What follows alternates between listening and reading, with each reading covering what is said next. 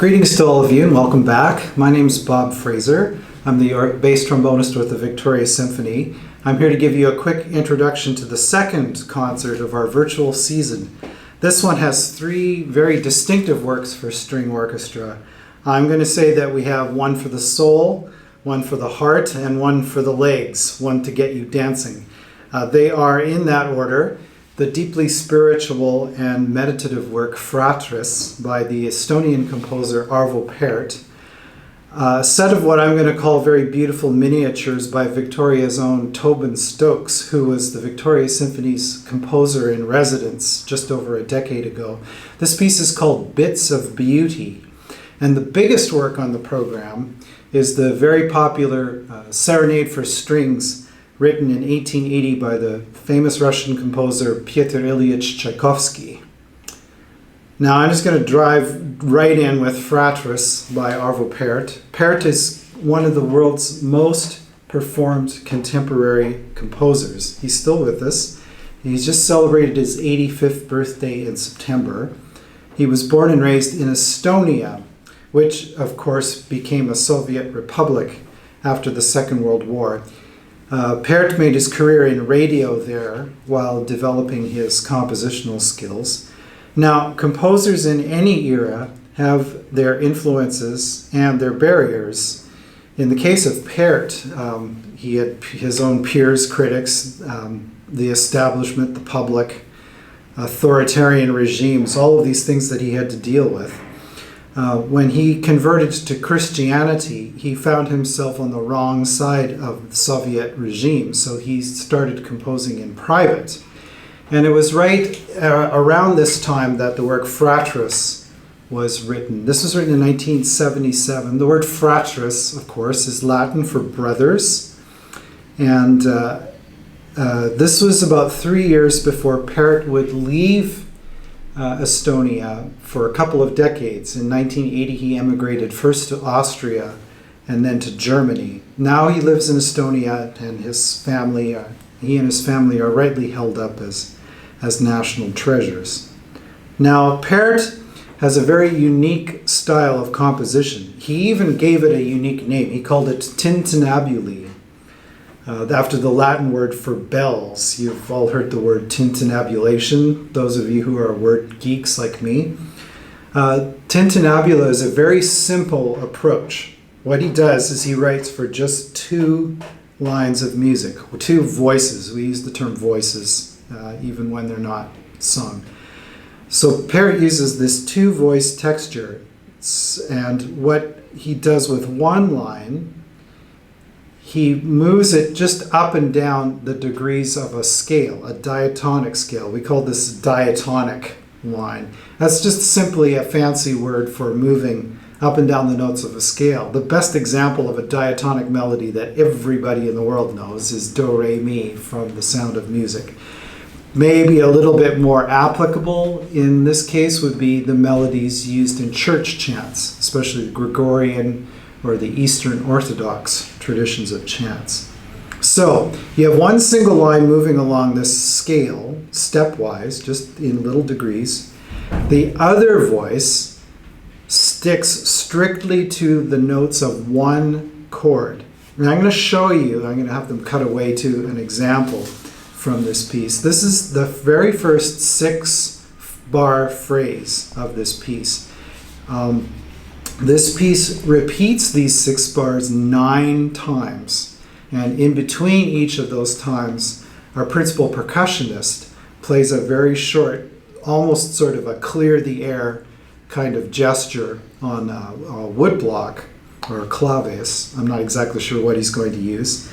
And that's almost like the swinging of the censer in the religious rites, the censer, the thing that holds the incense. Now this 6-bar phrase, I'm presenting it here so that you can see it. Don't worry if you can't read music, it's not that big a deal. But you can see the top line of music in black, you can see the bottom line of music in red. Those two are the voice that moves along the notes of the scale, and those two voices move exactly parallel to each other. So where one moves, the other follows exactly the same way. And what he does with each successive measure, there's 3 measures at the beginning. With each successive measure, he just adds another note to the pattern. So the first measure is dee da da da, and then he adds one more note the second time around, dee da da, and then adds a third note on the third measure, dee da da, dee da da. Now the voice that plays just the notes of the chord is in the middle in green. And all it does is it outlines the notes of one single chord, and that's an A minor chord, an A, a C, and an E.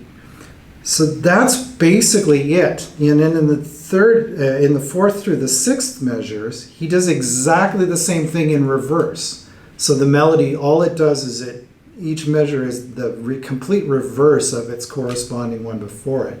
So instead of dee da da da, measure 4 goes da dee da da. It's exactly turned upside down. And he does this 9 times, and each time he moves this whole structure down a third each time.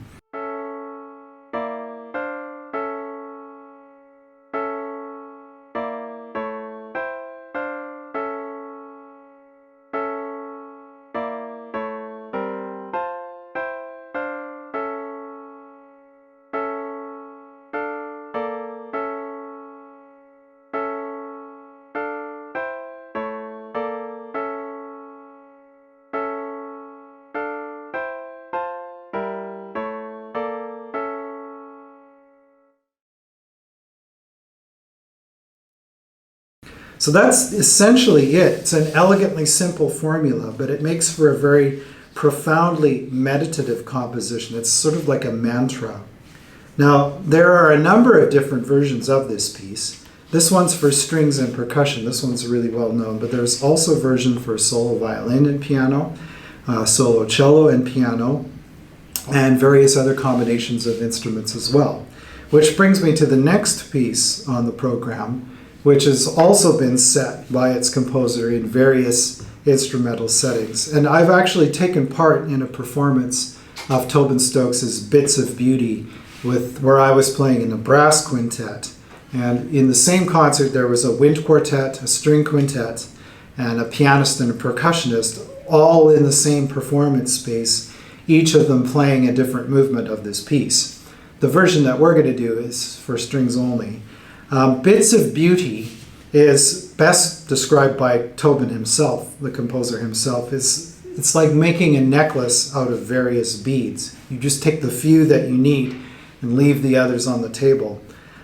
I would describe this piece as sort of a study of beautiful miniature gestures. There are a lot of similarities to the Pärt piece in this. Tobin takes just a very simple idea, a very small melodic fragment, and he develops it by adding notes, restating it with extra notes, just like Pärt did. But rather than a completely static single chord harmony, Tobin explores where the harmony can go with a small gesture like this. So the chords will go in these dramatically different directions depending on where he develops it. And they're all very short pieces, less than 2 minutes long. If you do a title search of this work on YouTube, Bits of Beauty, Tobin Stokes, and since you're watching this on the internet, you're not terribly far away from YouTube, there are a number of accompanying videos to these Bits of Beauty that I think you'll enjoy seeing. It's the kind of work that lends itself really, really well to the visual element. And Tobin has written a lot of film and soundtrack music. So it's apt that this is a work that we're presenting in a video format for you. And lastly, Tchaikovsky. What can I say? The Serenade for Strings is a tip of the hat to Mozart, who is one of Tchaikovsky's most favorite composers. The first movement is called A Piece in the Form of a Sonatina. It has this very solemn introduction, which you'll also hear at the end of the first movement, and you'll also hear it at the end of the last movement as sort of a culmination of the whole piece. It's a very grand introduction. And then it follows into these delightful patterns that you'll recognize, those of you who listen to a lot of Mozart and Beethoven and early Schubert symphonies. The same types of treatment of classical themes that you'll hear in any of these pieces. A theme is taken, it's developed, and then it's restated. The waltz is the second movement. It's one of those bonbons that everyone loves on a program. It's often performed on its own, separate from the other movements. It has that kind of elegance that only Tchaikovsky has. He had this certain gift for creating melodies that stay in your ear. This is perfect music for wrapping yourself up on the couch with a blanket and a good mug of tea, or something stronger if you prefer. So if you're watching this well in advance of the release of this program, do check out the other resources that we have on the Victoria Symphony's website, and you can't go wrong with a general search of these works online as well. If you ever have any questions, you can always reach me at vspreconcert@gmail.com. Take care and enjoy. So this concert will be released on October the 15th, Thursday, October the 15th at 7:30 p.m. So we'll see you there. Thank you very much.